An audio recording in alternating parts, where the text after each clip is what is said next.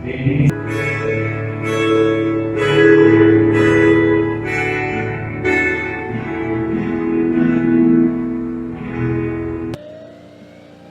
noite, queridos irmãos. Estamos novamente estudando a palavra do Senhor nos cultos de quarta-feira. Estamos diante do texto de 1 João. E nós vamos ler o finalzinho do capítulo 4 que nós utilizamos na semana passada, porque nós queremos focalizar e fundamentar mais um texto que é tão importante para a nossa meditação, para o nosso crescimento espiritual. O texto diz assim, no versículo 18 do capítulo 4: No amor não existe medo, antes o perfeito amor lança fora o medo. Ora, o medo produz tormento, logo aquele que teme não é aperfeiçoado no amor. Nós amamos porque Ele nos amou primeiro. Se alguém disser amo a Deus e odiar a seu irmão, é mentiroso, pois aquele que não ama seu irmão a quem vê, não pode amar a Deus a quem não vê. Ora, temos da parte dele este mandamento, que aquele que ama a Deus, ame também a seu irmão. Oremos. Senhor nosso Deus e nosso Pai, nós te agradecemos pela tua palavra que fala ao nosso coração. Nós te agradecemos pela oportunidade de estudá-la, mesmo não presencialmente, mas por meio dos recursos que o Senhor tem provido para nós. E nós te louvamos por isso. Te louvamos porque o Senhor é o dono de todos os recursos que nós temos utilizado, como a internet, e pedimos ao Senhor que nos abençoe no decorrer desta noite, na medida que estudamos a Tua Palavra. Pedimos sabedoria, discernimento, capacidade de entender a Tua Palavra. Nós oramos agradecidos em nome do Senhor Jesus. Amém. Irmãos, nós temos acompanhado aqui e vimos na semana passada, no finalzinho do texto, que os apóstolos testemunharam da pessoa de Jesus, né? Eles disseram que Jesus foi um Deus eterno, visível, que eles viram Jesus e testemunharam que o Pai enviou o Filho como Salvador do mundo. E confrontaram esse ensino gnóstico, que negava a vida de Jesus Cristo, negava a sua natureza divina, negava a sua encarnação, negava a existência da morte sacrificial e ressurreição de Jesus Cristo, demonstrando claramente que Jesus Cristo veio em carne, que Jesus Cristo é da mesma natureza divina, que Ele é Deus como Deus eterno e que Ele morreu vicariamente, ou seja, substitutivamente, morreu a minha morte no meu lugar para fazer a minha justificação, porque somente a minha morte poderia me justificar diante de Deus. Então não adiantaria nada eu morrer e perder a salvação, porque não teria ressurreição. Jesus Cristo veio exatamente para isso, porque na sua morte nós fomos justificados e na sua ressurreição nós fomos restaurados à vida. Então nós louvamos a Deus por esta maravilhosa oportunidade que nos foi dada em Cristo Jesus, que era negada pelos gnósticos e falsos mestres que estavam invadindo a igreja, mas que João demonstra claramente, e os outros apóstolos também, que houve uma verdadeira ação de Jesus Cristo neste mundo, vindo em carne e utilizando-se da sua própria vida, da sua própria morte e da sua ressurreição para garantir o processo eterno da nossa salvação. Então nós estamos estudando esse texto, que é um texto fundamental para entendermos a nossa vida. E o apóstolo então declara que quem confessa que Jesus Cristo é o Filho de Deus, este é de Deus. Daí a importância da confissão pública, aquilo que nós pedimos que as pessoas façam, que elas confessem publicamente a Jesus. A nossa profissão de fé é uma confissão de que nós cremos que Jesus Cristo é o nosso Senhor e Salvador e que Ele propiciou a nossa salvação pela redenção na cruz do Calvário.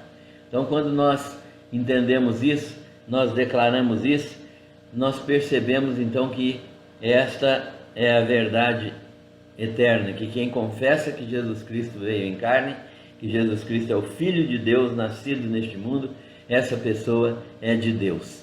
Segundo também, que o apóstolo declara, é que Deus permanece nele, na pessoa que crê. Isso é uma confiança maravilhosa, porque quando eu creio que Jesus Cristo veio em carne e confesso isso com a minha boca, Deus permanece em mim. E Deus permanece em mim pela pessoa, pela presença do Espírito Santo de Deus. Nós vemos a manifestação do Espírito Santo de Deus levando-nos a confessar, a dizer com a nossa boca que Jesus Cristo é o Filho de Deus, que Ele veio em carne e que nós cremos nele com todo o coração. Então, os apóstolos tinham essa profissão de fé, eles declaravam, e as igrejas ortodoxas que eles dirigiam também, declaravam que eram conhecedores da palavra de Deus, isto é, por experiência própria. Eles eram conhecedores porque tinham experimentado esta ação do Espírito Santo nas suas vidas e tinham crido plenamente na pessoa do Senhor Jesus Cristo. Então eles criam experimentalmente, eles tinham tocado Jesus, eles tinham convivido com Jesus, eles exerceram fé verdadeira em Jesus, eles viram seu corpo morto, viram seu corpo ressuscitado, portanto eles tinham uma experiência vasta e razão pela qual eles puderam escrever sobre isso e trazer para nós essa maravilhosa revelação. Também nós cremos, e os apóstolos criam também, que confiando plenamente na obra de Jesus. A obra de Jesus era esta, que todos os que nele crescem poderiam receber os benefícios da salvação. E Jesus, então, deu a sua vida por nós, e os apóstolos creram nele, creram no amor que Deus manifestou, porque na verdade toda a obra de salvação é manifestação do amor de Deus. Deus é amor, e aquele que permanece no amor permanece em Deus, e Deus permanece nele. Que conclusão maravilhosa! Deus está dentro de nós, de cada um que crê, pela presença do seu Santo e Divino Espírito, que vem para habitar plenamente e habitar permanentemente a nossa vida. O Espírito Santo não nos abandona, ele não sai de dentro de nós, ele está conosco sempre, confirmando a nossa salvação. E nós entendemos que permanecer no amor de Deus é fundamental. Agora, o que é que significa permanecer no amor de Deus? O que é que significa para nós essa expressão que o apóstolo João utilizou de permanecer no amor de Deus? Primeiro de tudo, permanecer no amor de Deus significa que nós somos aperfeiçoados em amor.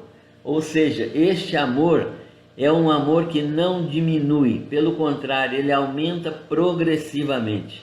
Um dos testes que os crentes podem fazer na sua própria vida é se eles estão amando cada dia mais o Senhor e se eles estão amando cada dia mais as pessoas que o Senhor coloca ao lado deles para amar. Quanto maior o amor que nós temos, quanto mais ele cresce, mais evidências de que Deus está em nós temos. O amor verdadeiro é um amor que é aperfeiçoado, e nós somos aperfeiçoados em amor. Se você não tem essa experiência de crescer em amor, de estar cada dia mais envolvido com a obra de Deus, cada dia mais, numa linguagem simples, apaixonado por Jesus, você precisa reavaliar o seu amor, porque o amor de Deus aumenta diariamente, ele cresce no nosso coração, ele faz o nosso coração arder pela obra do Senhor. Nós precisamos ser aperfeiçoados em amor. Deus permanece em nós quando nós temos esse amor. E nós permanecemos em Deus quando esse amor também está enchendo o nosso coração. Nós amamos uns aos outros quando esse amor de Deus está em nós.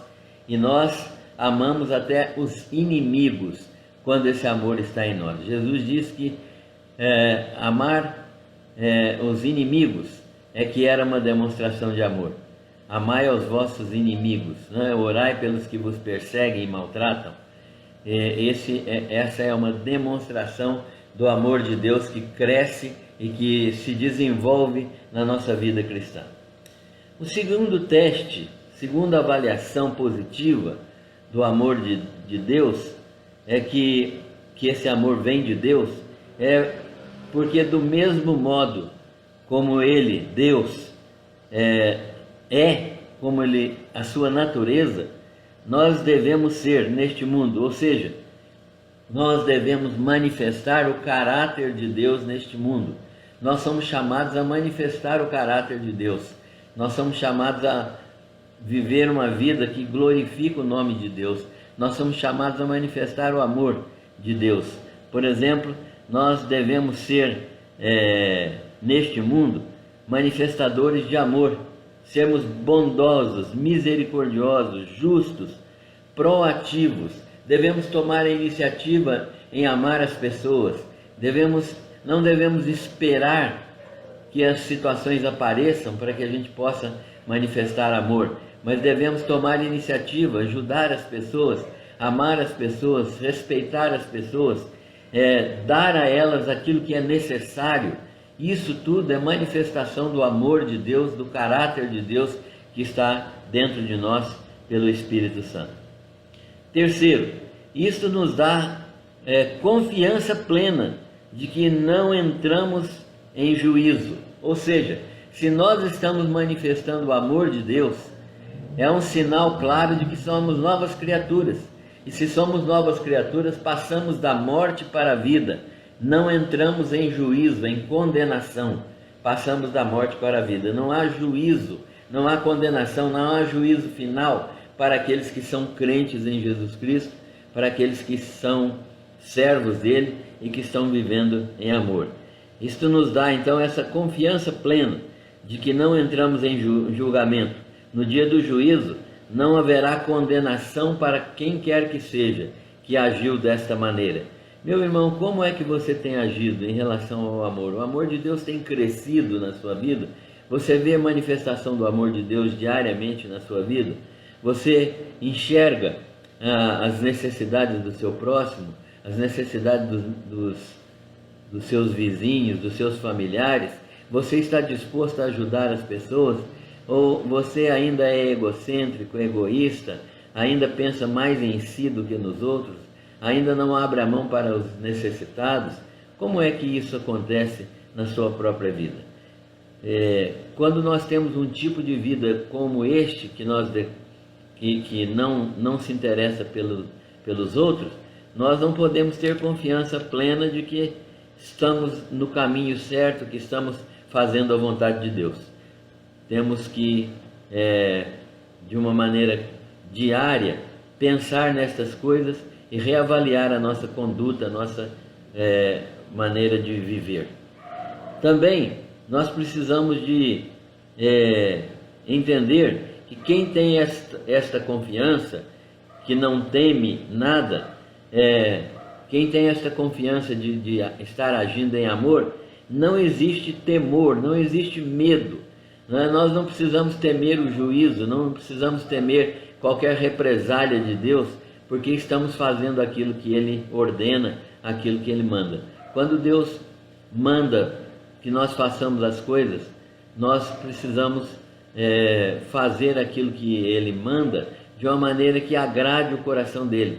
Não amargurados, não entristecidos, não obrigados, mas fazer aquilo que Ele deseja com um coração livre, com um coração aberto, com um coração feliz por estarmos realizando a vontade de Deus. Se há temor, se há medo no nosso coração, é que não houve aperfeiçoamento em amor. Quando nós éramos crianças, nós tínhamos mais medo dos nossos pais do que amor, por causa do castigo, o temor do castigo. Esse amor da criança pelo pai é imaturo, porque ele tem temor, ele tem medo. Quando nós crescemos, nós passamos a perceber que não precisamos ter medo dos nossos pais.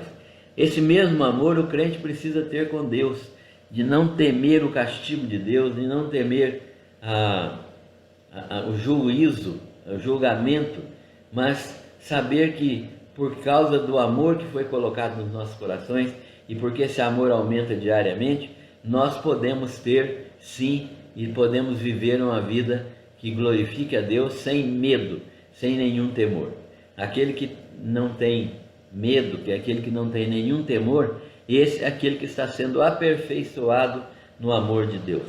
O amor de Deus então está sendo aperfeiçoado nele e ele pode falar e viver esse amor. Só o fato de amarmos a Deus já é uma segurança. O fato de nós amarmos a Deus já é uma segurança do seu amor por nós. Sabe por quê? Porque se nós não somos amados por Ele, nós não temos condições de amá-lo. O nosso amor por Deus é responsivo, ou seja, é necessário que Ele me ame primeiro para que eu o ame depois. Quando eu amo a Deus, isso já é uma evidência que Ele tomou a iniciativa em me amar, que Ele veio me amar primeiro, porque o meu amor por Ele é sempre, será sempre responsivo. Ou seja, Deus toma a iniciativa de amar e nós respondemos a isso amando a Ele de todo o nosso coração. Só o fato de o amarmos já significa que Ele nos ama, porque o seu amor é que dá origem a todas as coisas. É maravilhoso nós podermos entender isso e reconhecermos que o amor de Deus é que opera em nós e que opera o amor que nós temos por Ele e o amor que nós temos pelas pessoas. É Deus quem opera isso no nosso coração. A prova final desse amor é amar a Deus e odiar ao irmão mentiroso, né? A prova desse amor, a prova final é odiar a mentira, amar a Deus e odiar a mentira, mas não odiar ao irmão. Quem ama a Deus e odeia o seu irmão é mentiroso, mas nós precisamos aprender a amar a Deus, odiar a mentira, mas amar ao nosso irmão, ainda que ele seja alguém que nós não tenhamos muito relacionamento, ainda que ele seja uma pessoa que não seja, na nossa avaliação, digna de amor, mas nós precisamos amar ao irmão. Quem não ama o irmão a quem vê, como pode amar a Deus a quem não vê? O teste, portanto, é um teste que demonstra que quem não ama o seu irmão a quem vê, não pode amar a Deus a quem não vê. Porque se nós não amamos aquele irmão que está colocado à nossa frente, Deus já nos colocou à disposição o amor dele no nosso coração. Se nós não amamos esse irmão, mesmo que ele tenha os problemas que ele tem, mesmo que ele seja uma pessoa indigna do nosso amor, se é que existe isso, né? Nós devemos amar mesmo quando ele não é digno de amor, porque nós não podemos odiar ninguém. O ódio não é manifestação do cristão, né? Quem ama a seu irmão, a quem vê, dá uma evidência também de que ama a Deus, porque é o amor de Deus que me faz amar ao meu irmão. Quando eu não amo o meu irmão, eu estou dando uma evidência de que também não estou recebendo o amor de Deus. O amor de Deus, portanto, toca o meu coração para que eu ame ao meu irmão, mesmo aquele irmão que seja difícil de amar, seja uma pessoa complicada, mas nós precisamos amar uns aos outros desta maneira. O amor aos irmãos deve ser a grande evidência do amor de Deus e do amor a Deus. Se eu amo a Deus, eu amo ao meu irmão. Se eu não amo ao meu irmão, eu não amo a Deus, porque não é possível amar a Deus a quem eu não vejo e deixar de amar o meu irmão a quem eu vejo. Que Deus nos ajude a cumprir esses testes e a manifestar nestes testes a grande misericórdia de Deus para conosco, perceber nesses testes a grande misericórdia de Deus para conosco e a nossa necessidade de sermos misericordiosos para com nossos irmãos. Deus que nos abençoe.